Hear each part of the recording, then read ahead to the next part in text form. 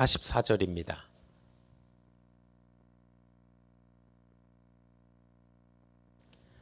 신약성경 62페이지에 있습니다.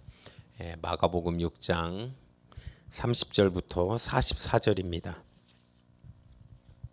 절은 많으나 그렇게 길지 않아서 우리 목소리로 합독하겠습니다. 시작.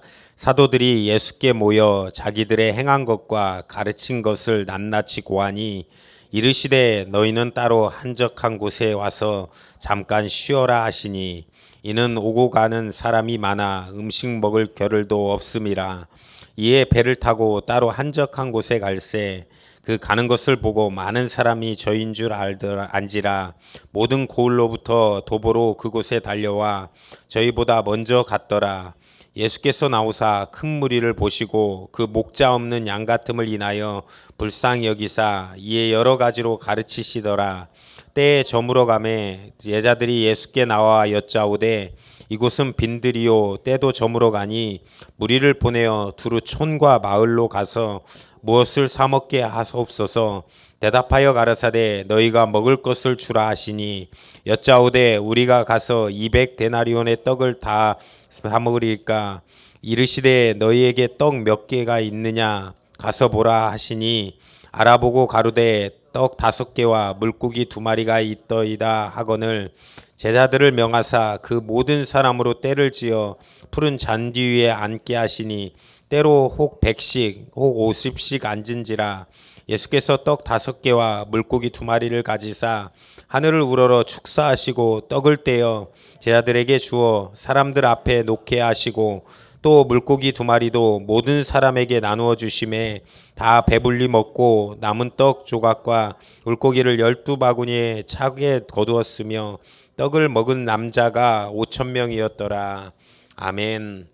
오늘 본문의 말씀을 중심으로 오병이어의 이적이라는 제목으로 은혜를 나누도록 하겠습니다. 이 이적이라는 것은 우리 인간이 생각할 수 없는 어떤 초월적인 일들이 이루어지는 역사, 이런 거를 말합니다. 그런데 예수 믿는 사람이라고 하면, 하나님의 존재를 믿는다라고 하면 이것은 하나님께서 원하시면 얼마든지 이뤄낼 수 있는 역사인 것입니다. 이 인간의 힘을 능가하는 일들, 그러나 하나님이면 능히 하실 수 있습니다. 이 이적을 그래서 믿느냐 안 믿느냐의 문제는 하나님을 믿느냐 안 믿느냐에 달려 있는 것입니다. 우리가 하나님을 믿는 사람이라고 하면 하나님이 이 이적을 일으키는 일에 또한 신뢰할 수 있고 믿을 수 있다라는 것입니다. 인간은 어려움에 닥치게 되면 실제로 우리가 병을 고칠 수 없는 일들, 그리고 또한 그런 것에 닥치게 되면 무기력하며 대책이 없습니다. 그런데 믿는 사람에게는 이 이적의 역사는 사실 신나는 일이고 또한 기쁜 일인 것입니다. 이 신약 성경을 보면 예수님께서 오셔서 하시는 일들이 질병을 치유하고 또한 문둥병을 고치고 여러 가지 질병들을 고치고 또한 귀신을 쫓아내는 이런 이적의 역사들을 무수하게 많이 행해야 했습니다. 그런데 우리가 이 오병이어의 이적, 이거는 또한 또 다른 어떤 믿음을 갖게 하는 부분이 있습니다. 그런데 이 모든 이적 중에 이 다 모든 사복음서에 다 언급되고 있는 것은 이 오병이어입니다. 마태복음, 마가복음, 요한복음, 이 누가복음 할 것 없이 오병이어의 이 이적은 다 나오고 있습니다. 이것은 사실 이 제자들에게 굉장히 어떤 이 기록하는 성경을 기록하는 제자들에게 굉장히 충격적으로 와닿았을 수도 있고, 또 이것이 이 기록한 네 명이 확실히 보았음을 나타내고 있는 것입니다. 예수님에게는 12제자가 있었습니다. 우리가 어렸을 때 베드로, 안드레, 야고보, 요한 찬양으로 외우지 않으셨습니까? 그 베드로, 안드레, 야고보, 요한 뭐 이렇게 해서 기억 안 하시? 근데 보통 우리는 베드로, 요한, 야고보는 유명한 3대 제자라고 해서 많이 압니다. 그리고 또한 유다도 또 이렇게 가룟 유다도 나쁜 쪽으로 의미로 알고 있습니다. 그런데 안드레는 많이 등장하지 않습니다. 이 베드로 자기 형제인 베드로 데려올 때, 그리고 요한복음에서 언급되는 것 총 3번에 대해서 언급되고 있는데 결정적으로 또한 믿음으로 반응합니다. 근데 우리 계산적인 제자 중에 빌립은 또 계산이 빠르다 보니까, 계산이 박다 보니까 이 세상의 논리로 접근하는 것입니다. 많은 사람들이 우리의 신앙생활 할 때 사실 계산적으로 접근하면 답이 안 나올 때가 있습니다. 그럴 때 우리는 믿음으로 반응하는 우리 성도님들 되시기를 간절히 축원합니다. 생각하고 판단하면 안 되는데 믿음으로만이 그것을 가늠이 되는 것입니다. 이 안드레는 뭐 크게 쓰임 받는 제자는 아니었습니다. 그런데 바르게 인도하는 제자가 되었습니다. 그러다 보니까 나중에는 하나님이 크게 사용해서 이를 60년대 주 60년대 이제 그때 이 러시아 쪽으로 선교를 가서 결국은 순교합니다. 베드로가 이제 그 뒤집은 십자가에 순교했다라고 하면 이 안드레는 X자형 십자가. 그래서 나는 베드로도 그렇게 아마 의미로 예수님의 십자가 나는 동일하게 달릴 수 없다. 나는 뒤집어서 이 십자가에 달리겠다. 그런데 베드로는 안드레는 자기도 같은 마음이었는지 이 X자형 십자가에 달려 죽는. 그래서 이 X자형 십자가를 앤드류의 십자가. 그래서 영국 국기를 이렇게 가운데 이렇게 X자를 넣은 것이 우리는 선교하는 나라고 또한 순교하는 나라다라고 고백하는 그런 고백이 담겨 있는 것입니다. 사실 이 시기는 6월절이었습니다. 그런데 6월절이면 많은 사람들이 모여 있는 곳입니다. 많은 사람들이 모여 있는데 이 무리들이 와서 예수님을 따라다닙니다. 광야에서 하고 있는데 사람들이 모이면 무엇이 문제가 됩니까? 오늘 본문의 말씀을 보면 무엇이 문제가 되었을까요? 이 가장 큰 문제가 된 것이 먹는 문제였습니다. 먹고 사는 거.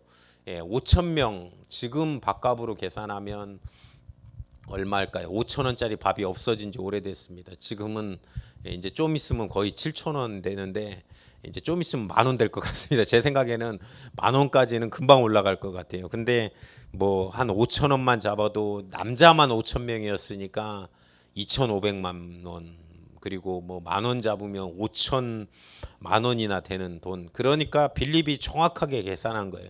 왜 그러냐면 200데나리온이라는 돈이 있어도 부족할 것이다 라고 얘기하는 것입니다. 그러니까 하루 일상이 데나리온입니다. 그러면 10만 원을 잡으면 2천만 원이고 20만 원을 잡으면 4천만 원인데 그 돈이 있어도 이 사람들 다 밥 먹으려면 부족하다라고 얘기하는 것입니다. 계산은 항상 하고 나면 안 된다라는 결론이 나옵니다. 저도 작년에 이 재정보고를 지난주에 했지만 뭐요? 계산을 했는데 안 나왔어요. 계산을 했으면 아마 못했을 것입니다. 계산해보고 이 돈이 필요하다. 개척할래 안 할래? 그러면 못하겠습니다. 이랬을 것 같아요. 근데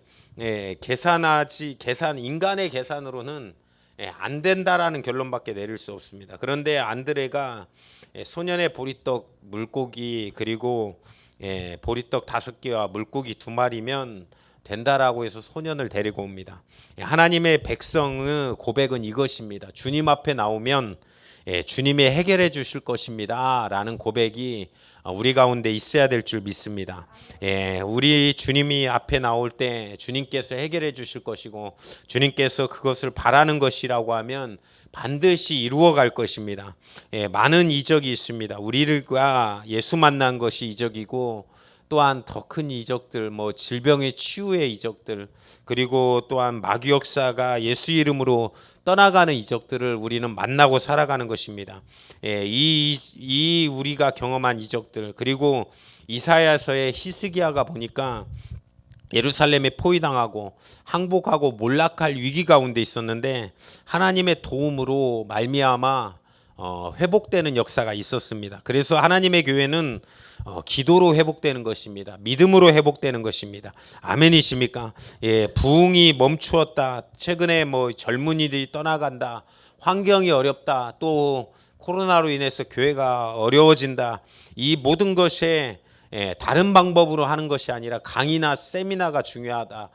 우리가 답할 어떤 문화적인 어떤 것이 있어야 된다 이런 계산이 아니라 하나님 앞에 다시 한번 엎드리는 한국교회, 하나님 앞에 엎드리는 교회들이 될 때 우리는 다시 한번 일어나게 될 것입니다. 다시 한번 살아나는 역사 오직 기도에 있습니다. 그 기도로 살아가시고 또한 기도로 한국교회가 다시 일어나는 역사가 충만하기를 간절히 축원합니다. 이 빌립의 계산은 항상 부족합니다. 200데나리온의 떡이 부족할 거다. 그러나 예수님의 방법으로 했더니 남고 넉넉한 것입니다. 5천 명이 먹고 남았던 것입니다. 하나님의 방법은 이렇습니다. 정말로 하나님의 방법으로 한다고 하면 남는 역사가 이루어질 것입니다. 그러면 우리는 이 방법들 가운데 어떤 방법을 취해야 됩니까? 우리는 하나님의 방법, 예수님이 허락하셨던 방법으로 살아가시는 충만한 은혜가 넘치는 성도님들 되시기를 또한 간절히 축원합니다. 46절에 보니까 그 오늘 본문에 말고 제가 요한복음 46절에는 오병이어의 후 다음에 이 오병이어의 이적을 베풀고 난 다음에 모습이 있었습니다. 어떤 모습이 있냐면 예수님께서 이제 기도하러 홀로 산에 올라가는 모습을 보여주십니다. 사실 우리가 많은 크리스천들이 언제 기도합니까? 우리가 어떤 욕을 먹거나 슬픈 일이 있거나 힘든 어려움이 있거나 억울한 일을 당하거나 또한 어떤 문제가 있을 때 우리는 무릎을 꿇습니다. 근데 많은 사람들이 인기가 있고 칭찬을 받을 때 무릎 꿇기는 굉장히 힘듭니다. 그런데 예수님은 당시에 5천 명 많은 사람을 그렇게 예수님 오병이의 이적을 하고 많은 사람들이 추종할 때 인기가 절정에 올랐을 때 많은 사람들이 쫓아다니면서 왕 삼으려고 했을 때 그때마다 기도의 자리에 힘썼습니다. 기도할 때 다시 한번 낮아지는 역사, 정말로 낮아지는 역사가 넘쳤다라는 것입니다. 예수님의 능력의 비결은 여기 있습니다. 많은 목사님들이나 많은 어떤 성도님들이 우리가 만약에 하고 나서 그것을 누리려고 하거나 그것을 내세우려고 하면 안 됩니다. 많은 목사님들도 젊었을 때 초심을 가졌을 때는 겸손합니다. 그런데 그 겸손이 나중에 목회 마무리나 마지막까지 가게 하는 것, 그것은 오직 이렇게 하나님 앞에 기도할 때 나타난다라는 것입니다. 하나님 앞에 엎드릴 때 할 수 있는 것입니다. 장로님들도 참 그렇습니다. 제가 이제 모르겠습니다. 지금 장로님은 어떠실지 모르겠는데 그 개봉역 그 북부 쪽에 보면 남영교회라는 곳이 있습니다. 원래 남영교회가 작은 교회였는데 그 장로님이 돈을 내 가지고 거기다가 엄청나게 크게 교회를 지으신 거예요. 혼자 건축을 담당하셨습니다. 그러고 나서 모르겠어요. 지금 모습이 어떠신지. 그런데 그런 것 같지가 않아요. 자기는 이제 뒤로 빠지고 나서 많은 사람들이 그럴 거 아닙니까? 이제 네가 본인이 건축을 했으니까 막 주도권을 잡고 흔들 수도 있을 거 아닙니까? 또 내가 했다라는 마음이 있을 수도 있지 않습니까? 그럼에도 불구하고 빠져서 그 예전에 어떤 분이 그러시더라고요. 제가 건축원금을 많이 냈으니까 나는 그것에 한 걸음 빠져 있는 게 나을 거다. 왜 그러냐면 건축원금도 많이 했는데 또 거기서 나서기까지 하면 내 말이 무시할 수 있는 사람이 없다. 그렇기 때문에 한 걸음 빠지는 겸손이 우리에게 필요하다라고 고백하시는 그런 장로님도 있었습니다. 우리 예수님의 능력의 비결은 여기 있었던 것입니다. 많은 사람들이 높이려고 했을 때도 그때마다 무릎 꿇고 승리하고 난 다음에 주님의 은혜를 구하는 그런 능력의 그런 역사도 필요하다라는 것입니다. 오늘 본문의 오병이어의 의미는 무엇이냐면 예수님께서 이적을 행하시는 전능하신 하나님의 아들이시라는 것입니다. 또한 여기서 예수님은 생명의 떡을 나타내고 있습니다. 예수님께서 이 떡을 5개를 떼시면서 여기저기에 뿌리면서 계속 주실 때 이 모든 역사가 나타났던 것처럼 예수님 그리스도가 주시는 양식으로 말미암아 영적인 양식을 채울 수 있다라는 것입니다. 이 오병이어는 그것을 나타내고 있습니다. 예수님께서 생명의 떡이시고 또한 예수 그리스도의 주시는 양식으로 말미암아 영적인 양식을 채울 수 있다. 그런데 많은 사람들은 어떻습니까? 많은 사람들은 예수님을 이런 생명의 떡의 역사로 보지 않고 자기가 생각하는 자기의 이로움을 채우려는 예수님으로 바라보는 것입니다. 이거는 예수님을 오해하고 있는 것입니다. 그러면서 예수님께서 했던 사건이 두 가지가 있습니다. 이 끝나고 나서 오병이어 사건 뒤에 제자들과 예수님이 먼저는 헤어집니다. 그러고 나서 제자들은 이제 배를 타고 예수님 있는 곳으로 합류하는데 풍랑이 일어납니다. 풍랑이 일어나는 그러면서 이제 무서워하고 두려워 떠는 제자들의 모습을 볼 수 있습니다. 제자들이 무엇을 보았습니까? 이 풍랑을 만나기 전에 이 오병이어의 이적을 만났습니다. 이 오병이어의 이적을 만난 제자들 어떻게 반응해야 됩니까? 이 이적까지 베푸셨던 예수님이 능히 이 풍랑 가운데서도 지켜주실 것이다 라고 믿어야 되는 것입니다. 그런데 우왕좌왕하는 거예요. 사실 훈련은 이 우리의 마음이 변화가 일어날 때까지 기다려주는 데 있습니다. 예수님이 이 제자들에게 믿음이 없는 놈들아, 너희들은 이 이적을 맛보고도 이것을 겁내하느냐 이렇게 두드러 팰 수도 있습니다. 그런데 예수님께서는 오래 참고 또한 기다리십니다. 사실 한국의 교육법이 사실 급합니다. 이 이스라엘 민족의 그 교육법은, 유대인의 교육법은 좀 기다립니다. 애가 넘어지면 일어날 때까지 기다려요. 그리고 애기가 배고프다고 해도 밥을 바로 주는 것이 아니라 때에 참고 때에 맞게 밥을 줍니다. 그리고 또 공부할 때도 모르면 자녀가 답을 찾게 하도록 기다려주는 그런 기다림의 교육들이 있습니다. 우리나라는 어떻습니까? 우리나라는 애가 넘어지면 왜 넘어졌어 막 하면서 일으켜 세우고 또 공부할 때는 전과가 옆에 있습니다. 그래서 답부터 찾아보게 만듭니다. 답을 봐. 그러다 보니 이 기다림이 없으니 실력이 스스로 하는 공부가 안 늘어난다라는 것입니다. 사실 우리가 연약한 사람을 볼 때도 참 오래 참고 기다리는 모습이 굉장히 중요합니다. 우리의 모습도 우리가 어느 순간에 막 완전히 다 완성체로 만들어진 신앙인으로 믿음이 좋았을 때만 우리는 많이 기억합니다. 우리는 처음에 예수님을 처음 믿었을 때는 어땠습니까? 흔들리기도 하고 넘어지기도 하고 저도 생각해 보니까 처음 예수님 믿고 믿음이 있었음에도 불구하고 주일날 이제 저녁에 도망가다가 전도사님한테 걸려가지고 혼나고 전도사님이 너 어디 도망가 막 이랬던 기억이 있더라고요. 그래서 나도 이랬구나. 누가 막 잡으러 오고 누가 찾으러 오고 누가 깨우러 오고 뭐 이랬던 기억이 있더라고요. 지금 생각해 보니까 우리의 모습으로 연약했을 때는 누군가의 기다림으로 성장했던 것입니다. 하나님이 오래 참았고 또한 부모님의 기도가 있었고 또한 많은 섬기는 믿음의 사람들, 믿음의 선진들이 기다려주고 참고 노력해서 우리가 많은 부분에서 성장했던 것입니다. 그러면 우리는 아무것도 안 해야 되나? 그런 제자들이 아무것도 안 하는 것이 아니라 계속 노를 지었다라고 오늘 성경에는 말하고 있습니다.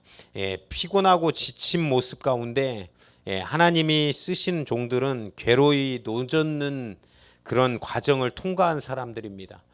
노를 저을 때 이것이 앞으로 가면 기분이 좋아서 열심히 저을 수 있습니다. 사실 어떤 목표를 보일 때 걸어갈 수 있으면 그것이 보이면 참 우리는 기쁜 마음으로 걸어갈 수 있습니다. 집을 걸어갈 때도 아무리 멀어도 걸어가다 보면 집이 곧 다다르니까 우리는 걸어갈 수 있는 것입니다. 그럴 때 피곤하지 않습니다. 그런데 오늘 본문에 노를 젓는데 피곤하였더라. 왜 그러냐면 계속 노를 졌는데 그 자리에 있는 거예요. 48절에 보니까 바람이 거스림으로 제자들이 괴로이 노젓는 것을 보시고 라라고 표현됩니다. 계속 할 때 열매가 없을 때 우리는 힘들고 피곤하고 어려울 수 있습니다. 고기 잡을 때도 어떻습니까? 예전에 뭐 극한 직업 하면서 프로그램을 한 적이 있습니다. 진짜 실방으로 본 적은 없는데 이 고기를 잡을 때 막 밑에서 물고기가 막 올라오면 선원들이 막 18시간, 19시간 작업을 해도 신나서 땡깁니다. 신나서 막 끌어올립니다. 그 그물을. 그런데 아무것도 안 올라오고 어떤 뭐 쓰레기나 올라오고 그러면 기운이 쫙 빠집니다. 똑같은 일을 해도. 우리도 그럴 때가 있습니다. 말씀으로 순종했는데 자꾸 풀리지 않을 때, 아직까지 열려지지 않을 때, 그런 성경의 인물들도 그랬습니다. 요셉도 하나님의 말씀에 순종했습니다. 그런데 감옥에 갇힌 세월을 보냈습니다. 모세도 자기가 출애굽을 한번 이끌어 보려고 하나님의 명령에 순종했습니다. 그런데 40년 강야 동안에 그런 고통을 당했던 것입니다. 노젓는 단계를 그렇게 거치는 과정을 통해서 한꺼번에 하나님께서 역사하시는 단계가 이루어지는 것입니다. 하나님이 쓰시는 종들은 이 괴로이 노젓는 과정을 통과하게끔 만드십니다. 우리 삶 가운데 앞길에 안 보이고 정말로 고난만 있고 아직까지 열리지 않은 것 같아도 그 속히 응답이 안 이루어지는 것 같아도 하나님께서는 그 과정을 통과하시면 그 과정을 통과하게 하시고 또한 한꺼번에 부어 주실 것입니다. 이스라엘 백성들이 아까 따라왔던 목적이 있습니다. 이 오병이어를 보고 그들이 따라온 목적은 하나님께 영광 돌리기 위해서가 따라오는 것이 아닙니다. 그들은 유익을 위해서 예수님을 따르는 것입니다. 자기 목적을 가지고 살아가는 것입니다.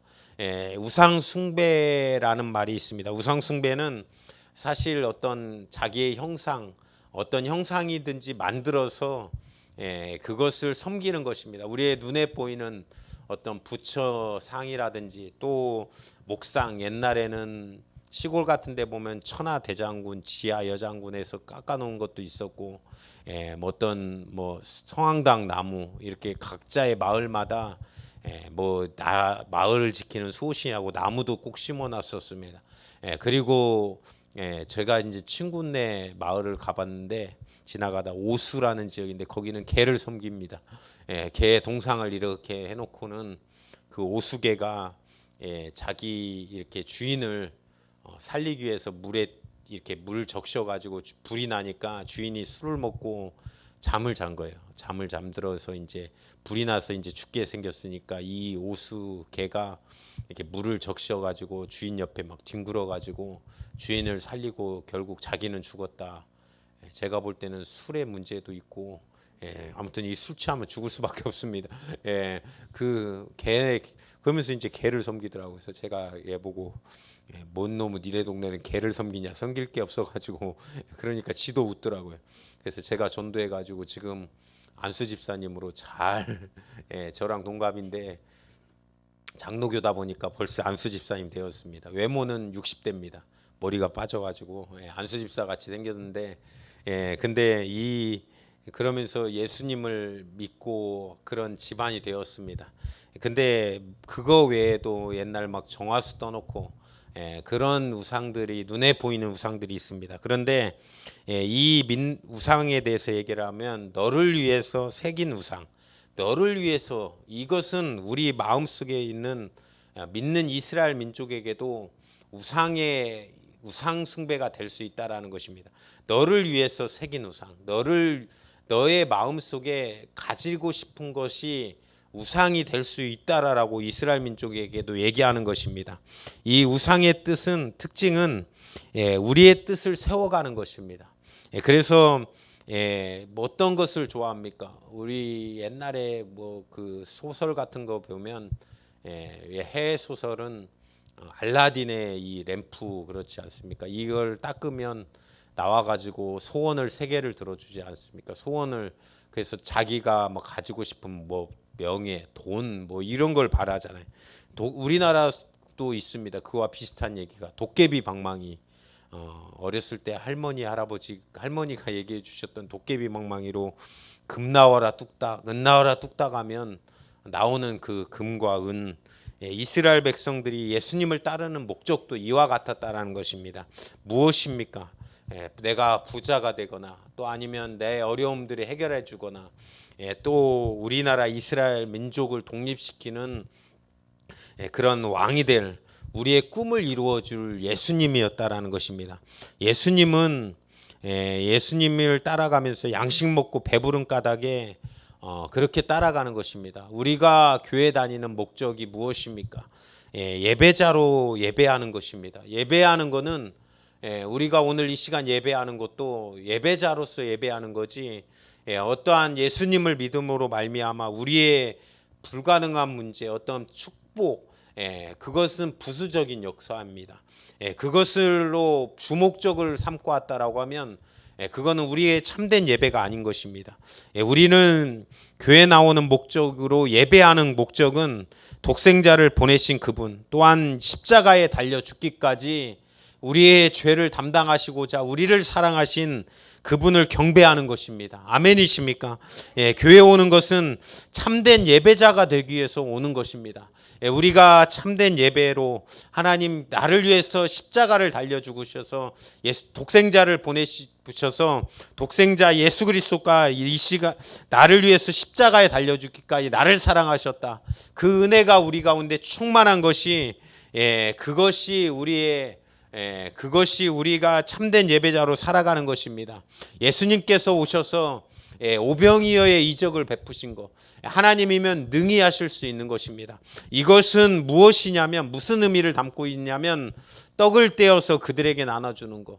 이것이 우리의 나의 살과 내 피, 나는 너를 위해서 죽으러 왔다라는 고백을 우리가 이 의미를 통해서 깨닫고 알아야 되는 것입니다. 우리가 온전하게 그 예배로 그 예수님을 붙들 때 우리는 참된 예배로 살아갈 수 있고 참된 하나님만 높이며 살아갈 수 있는 역사가 넘치게 될 것입니다. 그런 참된 예배자로 살아가시는 우리 믿음의 성도님들 되시기를 간절히 축원합니다. 그 은혜가 우리 모든 성도님들의 마음속에 넘쳐나기를 간절히 축원합니다. 그래서 정말로 많은 사람들에게 이 예수님을 전해서 그들도 정말로 우리와 같이 예수님을 만남으로 말미암아 떡을 떼시는 예수님, 그 예수님을 붙들고 우상 숭배를 버리고 모든 정말로 눈에 보이는 우상, 마음속에 있는 우상들을 싹 다 버리고 오직 하나님만 섬겨서 복을 받는 역사, 천대의 복을 받고 영원한 영혼의 영식을 누리는 그런 충만한 은혜가 우리 교회와 또한 모든 우리 대한민국과 모든 성도님들의 머리 위에 영원토록 함께하여 주시옵기를 간절히 축원드립니다.